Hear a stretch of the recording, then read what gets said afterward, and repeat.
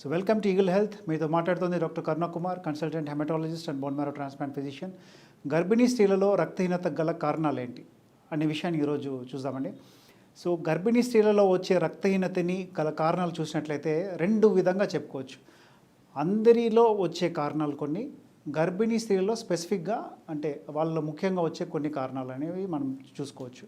So ముఖ్యంగా గర్భిణీ స్త్రీలలో వచ్చే కారణాలు చూసినట్లయితే గర్భిణీ స్త్రీలలో ముఖ్యంగా ఈ రెండవ త్రైమాసికంలో ఆ శరీరంలో వాటర్ కంటెంట్ అనేది పెరగడం జరుగుతుంది. దీనివల్ల హీమోడైల్యూషన్ అంటాం. అంటే బ్లడ్ పర్సంటేజ్ రిలేటివ్గా వాటర్ కంటెంట్ ఎక్కువ అవడం వల్ల కొద్దిగా అనిమియా రావడం చూస్తుంటాం.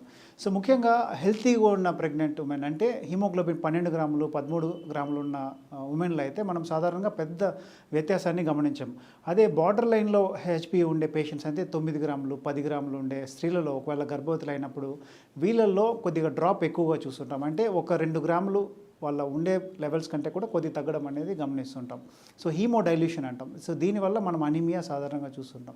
ఇది కాకుండా ఐరన్ డెఫిషియన్సీ అనీమియా కూడా చాలా కామన్గా ప్రెగ్నెంట్ ఉమెన్లో చూస్తుంటాం. ఎందుకంటే ఆ పెరిగే శిశువు ఎక్స్ట్రా ఐరన్ని తీసుకోవడం జరుగుతుంది. దీనివల్ల మదర్లో కానీ పోషకలోపం ఉన్నట్లయితే వాళ్ళకి చాలా ఈజీగా ఐరన్ డెఫిషియన్సీ రావడం జరుగుతుంది. అందుకే చాలా ప్రెగ్నెంట్ ఉమెన్ ఐరన్ సప్లిమెంట్స్ పైన ఉండడం జరుగుతుంది. ఈ రెండు కాకుండా థాలసీమియా మైనర్ అనే ఒక డిసీజ్ ఉందండి. ఇది చాలామందికి అవగాహన లేని డిసీజ్. చాలామంది ప్రెగ్నెంట్ పేషెంట్స్ నా దగ్గరకు వస్తున్నప్పుడు వాళ్ళ హీమోగ్లోబిన్ 7 గ్రాములు 8 గ్రాములు ఉండడం జరుగుతుంది. సో వాళ్ళైతే హెల్తీగా కనబడతారు, కానీ కొన్ని టెస్టులు చేసిన తర్వాత వాళ్ళలో థాలసీమియా మైనర్ అనే డిసీజ్ ఉండడం జరుగుతుంది. సో ఈ జబ్బు తెలుసుకోవడం చాలా ముఖ్యం. సో కొన్ని కంట్రీస్లో ఈ వివాహానికి ముందే థాలసీమియా ఉందా లేదా అనే టెస్ట్ని చేస్తుంటారు. ఎందుకంటే తెలియకుండా ఈ పార్ట్నర్స్లో థాలసీమియా మైనర్ ఉన్నట్లయితే వాళ్ళ పిల్లల్లో థాలసీమియా మేజర్ వచ్చే అవకాశం ఉంటుంది.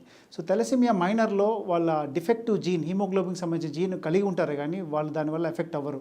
వాళ్ళు సాధారణమైన జీవితాన్ని జీవిస్తుంటారు.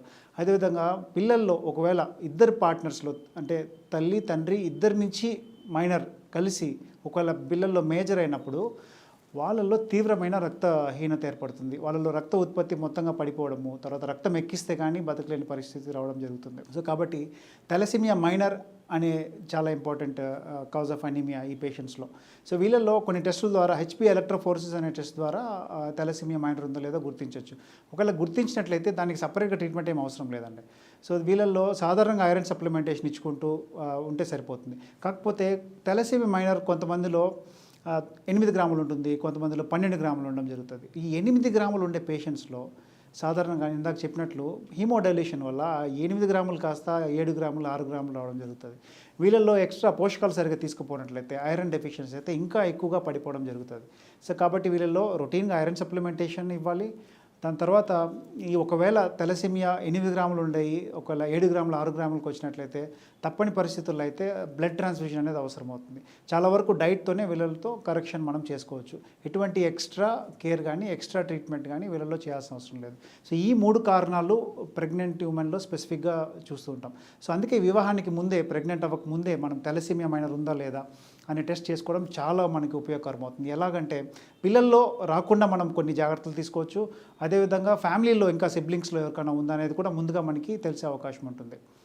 సో ఈ కారణాలు కాకుండా అందరిలో వచ్చే కారణాలు రక్తహీనత అంటే హీమోలైటిక్ అనీమియా రక్తం విరిగిపోవడం వల్ల వచ్చే కారణము, లేకపోతే బోన్ మ్యారో జబ్బుల వల్ల వచ్చే అంటే ఏప్లాస్టిక్ అనీమియా, ఇంకా రేర్గా చాలా అరుదుగా కొన్ని బ్లడ్ క్యాన్సర్స్ వల్ల కూడా రక్తహీనత చూస్తూ ఉంటాం. కానీ ఇవన్నీ చాలా రేర్గా వచ్చే ప్రాబ్లమ్స్. ఇందాక చెప్పినట్లు ఐరన్ డెఫిషియన్సీ అనీమియా అయితే అగైన్ ఐరన్ సప్లిమెంటేషన్తో మనం ఈజీగా సులభంగా పెంచుకోవచ్చు. అదేవిధంగా ఐరన్ రిచ్ డైట్ వీళ్ళు తీసుకున్నట్లయితే మనం ఆ హెచ్పి పెరిగిన హిమోగ్లోబిన్ మంచిగా మెయింటైన్ చేసుకోవచ్చు. వీటితో డైట్తో మనం పెరగని పక్షంలో కొన్ని ఐరన్ సప్లిమెంట్స్ తీసుకోవడము, కొన్ని పరిస్థితుల్లో ఐరన్ ఇంజెక్షన్ 2వ త్రైమాసికం తర్వాత దాని ద్వారా కూడా మనం పెంచుకునేకి ప్రయత్నించవచ్చు. సో గర్భిణీ స్త్రీలో రక్తహీనత ఉన్నప్పుడు మొదటిగా చేయాల్సింది ఏంటంటే ఎందుకు తగ్గింది అనేది కారణాన్ని నిర్ధారించుకోవడం చాలా ఇంపార్టెంట్. సో దీంట్లో కొన్ని సింపుల్ టెస్ట్లు ఉన్నాయి, వాటితో మనం నిర్ధారించుకోవచ్చు. ఒకసారి రక్తహీనత కారణం నిర్ధారణ తర్వాత అది పోషక లోపం వల్ల అయితే డైట్తో మనం పెంచుకోవడం ప్రయత్నించవచ్చు. దాంతోపాటు కొన్ని రకాల సప్లిమెంట్స్ అంటే ఐరన్ సప్లిమెంట్స్ తీసుకోవచ్చు. ఐరన్ సప్లిమెంట్స్ ప్రెగ్నెంట్ ఉమెన్లో సేఫ్గానే ప్రూవ్ చేయబడింది. సో ఇది కాకుండా తెలియకుండా వేరే సప్లిమెంట్స్ తీసుకోవడము అంత మంచిది కాదు. సో డాక్టర్ సలహా మేరకు ఈ ట్రీట్మెంట్ తీసుకోవడము మంచిగా ఉంటుంది. So thanks for watching eagle health. Like and subscribe Eagle Health and Beauty.